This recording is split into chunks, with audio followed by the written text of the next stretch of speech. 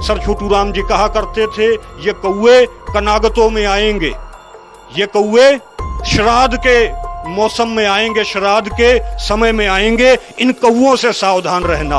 इन कौओं को हम लोग नहीं पहचान पाए और न पहचानने की वजह से 1947 में भाई ने भाई को मारा। कॉकरोच जिंदा हैं, चींटियां जिंदा हैं, मकोड़े जिंदा हैं, लेकिन डायनासोर दुनिया की सबसे ताकतवर प्रजाति खत्म हो गई। उसका कारण यह रहा, अपने ही बच्चों को मारना शुरू किया, अपने ही भाइयों को मारना शुरू किया और डायनासोर पूरी दुनिया में खत्म हो गया। और दूसरा भाई भाई को मार रहा है। 1947 में फंडी के बहकावे में आकर 1947 में फंडी के बहकावे में आकर हमने अपने ही मुसलमान भाइयों को मारा। 1984 में फंडी के बहकावे में आकर हमने अपने ही सिख भाइयों को मारा।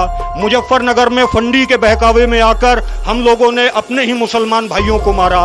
तो ये लोग, ये कौए हैं, ये हमें आपस में लड़वा रहे हैं। आज इस मुल्क में सरकार है तो हिंदुओं की सरकार है और मंडी और फंडी जमात के लोगों की सरकार है। तो ये सरकार कभी भी हमें हमारा हक नहीं दे सकती।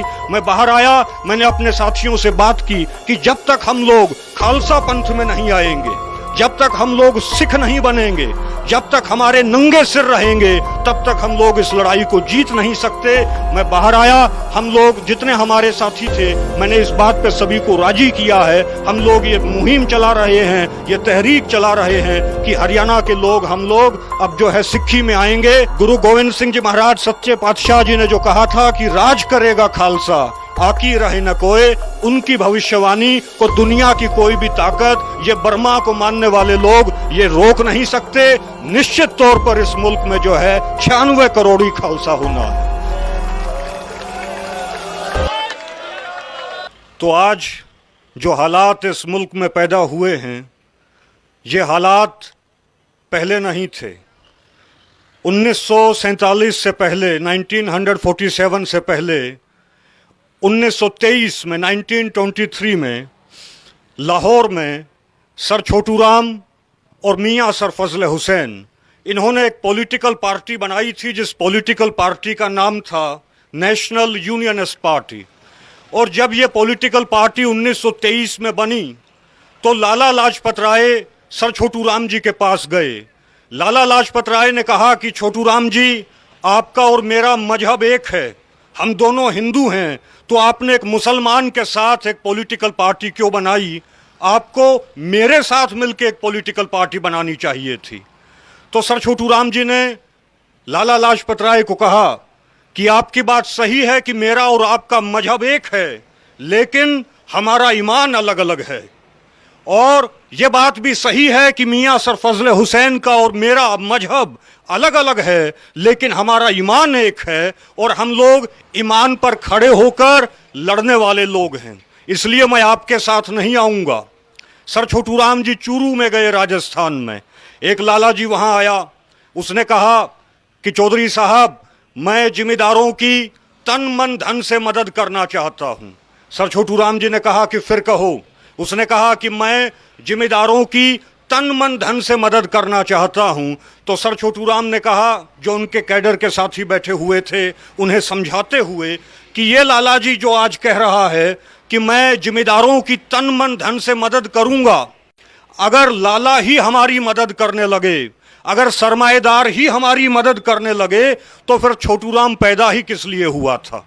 फिर मैं पैदा ही किस लिए हुआ था? और ये वे लोग हैं जो सबसे ज्यादा मीठा बोलते हैं और सबसे ज्यादा लूटते हैं, इनसे सावधान रहना। तो ये पॉलिटिकल पार्टी 1923 में मियां सर फजल हुसैन और सर छोटू राम जी ने बनाई। 1923 से लेकर 1947 तक पंजाब के अंदर इस सर छोटू राम जी के बगैर, मियां सर फजल हुसैन साहब के बगैर और सर सिकंदर हयात खान जो पंजाब के प्राइम मिनिस्टर बने थे, उनके बाद lieutenant colonel sir Malik Khizar Hayat Khan Tiwana साहब जो पंजाब के प्राइम मिनिस्टर बने थे, इनकी इजाजत के बगैर पंजाब में पत्ता भी नहीं खड़कता था।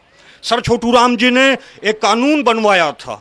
वो कानून यह था कि जमींदार की न जमीन कुर्क हो सकती है, न उसकी फसल कुर्क होगी, न उसके बैल कुर्क होंगे। ये कानून, ये गोल्डन एक्ट, ये स्वर्णिम कानून पंजाब में यूनियनिस्ट पार्टी की गवर्नमेंट ने 1938 में बनवाया था, तो गोकुल चंद नारंग पंजाब असेंबली में खड़ा हुआ।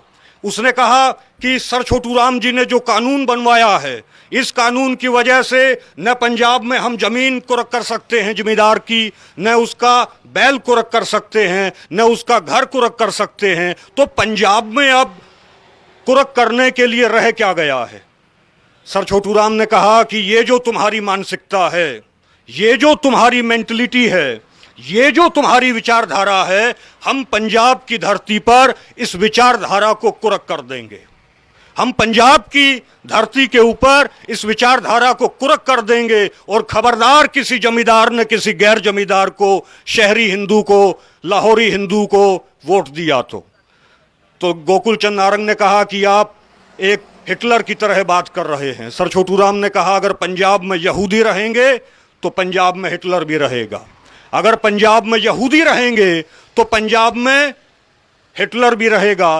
तो ये हमारी जो उस वक़्त की जो सियासत थी वो हमारे हक में थी।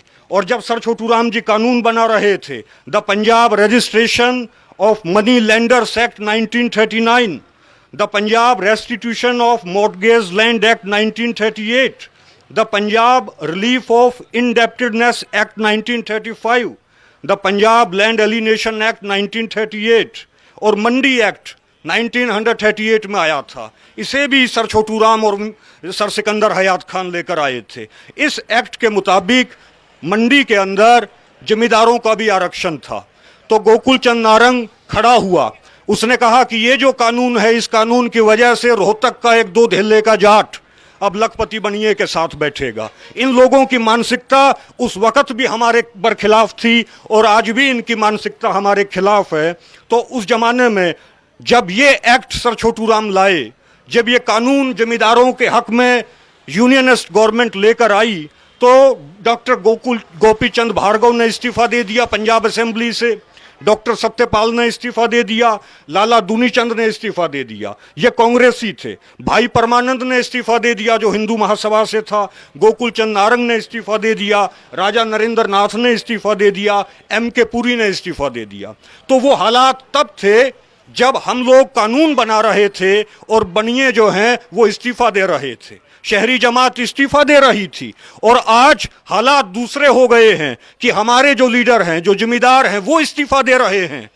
इसका कारण क्या है? इसका कारण एक ही है जो सर छोटू राम जी कहा करते थे कि यह भोले जमींदार तू मेरी दो बात मान ले, एक ले बोलना सीख, दूसरा दुश्मन को पहचान ले। हम लोगों ने दुश्मन को पहचानना नहीं सीखा।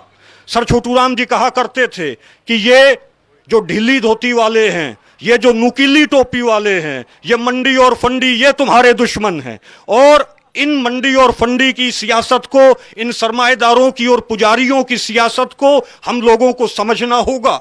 एक कौवे के बच्चे ने कहा कि पिताजी मुझे 4 पाए का मांस खाते खाते बहुत दिन हो गए हैं, आज मैं 2 पाए का मांस खाना चाहता हूं। तो कौवे ने कहा कि बेटा जा और सभी जानवरों के मीट इकट्ठे, मांस इकट्ठे करके ले आ। वो इकट्ठे करके ले आया। कौवे ने कहा कि ये सुअर का है गोश्त, इसे तू यहाँ फेंक दे, ये गाय का मांस है, इसे तू जो है यहाँ मंदिर में फेंक दे।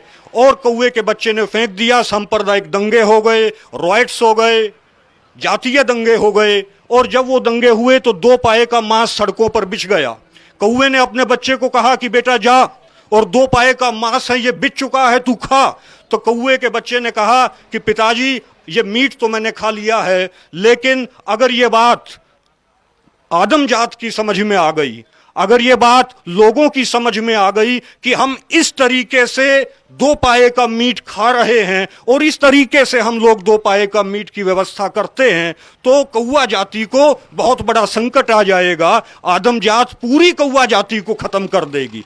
तो कौवे ने कहा कि बेटा 1000 साल हो चुके हैं, 1000 साल हो चुके हैं, हमारी ये चाणक्य नीति आज तक तो आदम जात की समझ में आई नहीं है। 1000 साल हो गए हैं हमें लोगों को इसी तरीके से लड़वाते हुए, हमें इसी तरीके से 2 पाए का मांस खाते हुए, आदमियों का मांस खाते हुए, लेकिन आज तक मनुष्य जाति, आदम जात हमारी इस राजनीति को, इस चाणक्य नीति को आज तक समझ नहीं पाई है। तो साथियों, सर छोटू राम जी कहा करते थे, ये कौए कनागतों में आएंगे, ये कौए श्राद्ध के मौसम में आएंगे, श्राद्ध के समय में आएंगे, इन कौओं से सावधान रहना। इन कौओं को हम लोग नहीं पहचान पाए और न पहचानने की वजह से 1947 में भाई ने भाई को मारा। डायनासोर किस लिए खत्म हुए? डायनासोर इसलिए खत्म हुए, दुनिया की सबसे ताकतवर प्रजाति डायनासोर, कॉकरोच जिंदा हैं, चींटियां जिंदा हैं, मकोड़े जिंदा हैं, लेकिन डायनासोर दुनिया की सबसे ताकतवर प्रजाति खत्म हो गई। उसका कारण यह रहा कि डायनासोर जब तक फल फूल खाता रहा, डायनासोर की आबादी दिन दोगुनी रात चौगुनी गति से बढ़ती रही। लेकिन एक दिन डायनासोर के बच्चे के पांव में चोट लग गई और डायनासोर ने गलती से अपने बच्चे के पांव से निकलता हुआ लहू चाट लिया और डायनासोर के जुबान पर, डायनासोर की मुंह में जो है खून लग गया। और उस दिन के बाद से डायनासोर ने अपने ही बच्चों को मारना शुरू किया, अपने ही भाइयों को मारना शुरू किया और डायनासोर पूरी दुनिया में खत्म हो गया। हम लोग भी डायनासोर की तरह हैं। दूसरा, डायनासोर के खत्म होने का कारण यह रहा कि डायनासोर के सिर में चोट लग जाती, उसका शरीर इतना बड़ा हो गया था कि उसे मालूम ही नहीं चलता था कि तेरे सिर में चोट लग गई है। उसके पांव में चोट लग जाती, उसे मालूम ही नहीं चलता था कि तेरे पांव में चोट लग गई है। साथियों, हम लोग डायनासोर की तरह हैं, लेकिन हमारे पांव में चोट लगती है, हमें मालूम ही नहीं चलता कि इस देश में क्या हो रहा है। मनुवादी होगा, ब्राह्मणिकल ऑर्डर को मानने वाला होगा, तो कश्मीर के मनुवादी को जुकाम होगा, तो तमिलनाडु के मनुवादी को छींक आएगी। इन लोगों में इतनी जातीय एकता है, इन लोगों में इतनी संवेदनशीलता है, लेकिन हम लोग, संवेदनशीलता हमारे भीतर कम होती जा रही है और दूसरा भाई भाई को मार रहा है। 1947 में फंडी के बहकावे में आकर, 1947 में फंडी के बहकावे में आकर हमने अपने ही मुसलमान भाइयों को मारा। 1984 में फंडी के बहकावे में आकर हमने अपने ही सिख भाइयों को मारा। मुजफ्फरनगर में फंडी के बहकावे में आकर हम लोगों ने अपने ही मुसलमान भाइयों को मारा। तो ये लोग, ये कौए हैं, ये हमें आपस में लड़वा रहे हैं और इसका समाधान एक ही है जो हम लोगों ने समझा। हमने 2015 में यूनियनिस्ट मिशन को शुरू किया था। जो यूनियनिस्ट विचारधारा थी, यूनियनिस्ट आइडियोलॉजी थी, उस विचारधारा को हमने लेकर जो है 2015 में अपना काम शुरू किया। ये उस जमाने में हमारी जो यूनियनिस्ट पार्टी थी उसका ये फ्लैग हुआ करता था, ये यूनियनिस्ट पार्टी का फ्लैग था, ये झंडा था। हमने इस झंडे को लेकर, यूनियनिस्ट मिशन को लेकर 2015 में काम शुरू किया। गवर्नमेंट ने जाट आरक्षण के झूठे मुकदमे लगाकर, 6 मुकदमे लगाकर मेरे ऊपर, जिसमें 2 मुकदमे मेरे सीबीआई में अब भी चल रहे हैं, मुझे और हमारे साथियों को जेल में डाल दिया। करीबन 20 हमारे साथी शहीद हुए और करीबन 3.25 साल में जेल में रहा। मैं बाहर आया हूं, अब दोबारा से हमने अपने उसी तहरीक को शुरू किया है। ये लोग नहीं चाहते कि भाईचारा फैले, ये लोग नहीं चाहते कि ये तहरीक फैले, ये लोग चाहते हैं कि इस मुल्क में हम लोग आपस में लड़ते रहें। जेल में मुझे एक बात समझ में आई कि आज इस देश में न ईसाइयों की सरकार है, न इस मुल्क में आज मुसलमानों की सरकार है। आज इस मुल्क में सरकार है तो हिंदुओं की सरकार है और मंडी और फंडी जमात के लोगों की सरकार है। तो ये सरकार कभी भी हमें हमारा हक नहीं दे सकती। मैं बाहर आया, मैंने अपने साथियों से बात की कि जब तक हम लोग खालसा पंथ में नहीं आएंगे, जब तक हम लोग सिख नहीं बनेंगे, जब तक हमारे नंगे सिर रहेंगे, तब तक हम लोग इस लड़ाई को जीत नहीं सकते। मैं बाहर आया, हम लोग जितने हमारे साथी थे, मैंने इस बात पे सभी को राजी किया है। हम लोग ये मुहिम चला रहे हैं, ये तहरीक चला रहे हैं कि हरियाणा के लोग, हम लोग अब जो है सिक्खी में आएंगे और गुरु गोविंद सिंह जी महाराज सच्चे पातशाह जी ने जो कहा था कि राज करेगा खालसा, आकी रहे न कोई, उनकी भविष्यवाणी को दुनिया की कोई भी ताकत, ये बर्मा को मानने वाले लोग ये रोक नहीं सकते। निश्चित तौर पर इस मुल्क में जो है 96 करोड़ी खालसा होना है, निश्चित तौर पर होना है। तो हम लोग इस तहरीक को लेकर हम लोग चले हुए हैं। और साथियों, इनके भरोसे नहीं रहना, न इससे निकलेगा। ये राहत इंदौरी साहब का शेर जो है, इनका एक शेर मैं आपको बताता हूं, न इससे निकलेगा न उससे निकलेगा, न हम सफर से निकलेगा न हम नशी से निकलेगा, हमारे पांव का कांटा हम ही से निकलेगा। ए वतन की रेत, ए वतन की रेत, मुझे एड़ियां यहीं रगड़ने दे, मुझे मालूम है पानी यहीं से निकलेगा, मुझे मालूम है पानी यहीं से निकलेगा। हम लोग इस मोर्चे पे डटे रहेंगे, हम लोग डटने वाले लोग हैं। 1.25 लाख से एक लड़ाऊं, ये गुरु गोविंद सिंह जी महाराज ने कहा था। निश्चित तौर पर ये जो केंद्र की सरकार है, इसको हम लोग पीछे हटाएंगे और वक्त आएगा जो है इन लोगों को हम लोग जो है हिंद महासागर में जो है इनको हिंद महासागर में इनको और इनकी विचारधारा को हम लोग डुबो देंगे। वाहे गुरु जी का खालसा। Thank you. जय योद्धे। सत श्री अकाल।